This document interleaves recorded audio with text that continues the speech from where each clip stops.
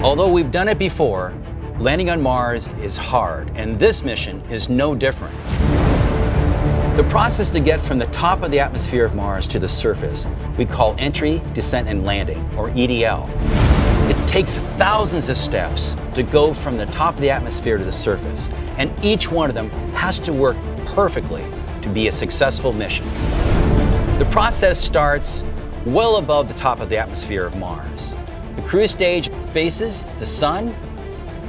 It also has its radio antenna, which faces Earth. But now we don't need the cruise stage. Its job is done. The next step, just 7 minutes before arriving to the top of the Mars atmosphere, is to separate the cruise stage. Before you hit the top of the atmosphere, though, the space capsule has to orient itself so that the heat shield is precisely facing the atmosphere. Now the fun begins. The vehicle is moving at nearly 13,000 miles an hour, but it's hitting the top of the atmosphere at a very shallow angle, 12 degrees. Any steeper, the vehicle will hit the thicker part of the atmosphere and will melt and burn up. Any shallower, the vehicle will bounce off the atmosphere of Mars. At the very top of the atmosphere, it's about 70 miles above the surface of Mars, and the air is starting to get thicker and thicker and thicker. As it does that, the temperature of the heat shield gets well over 1,000 degrees centigrade, enough to melt steel.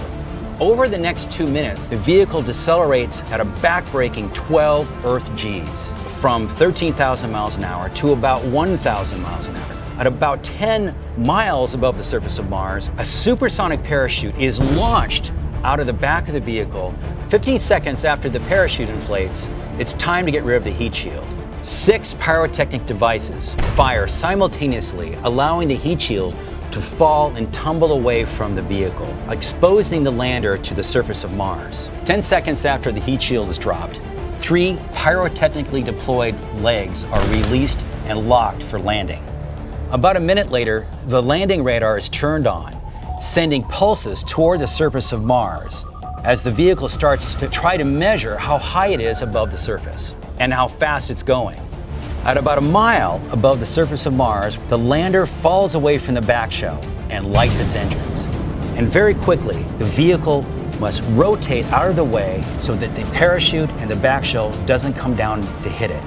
The last thing that has to happen is that on the moment of contact, the engines have to shut down immediately.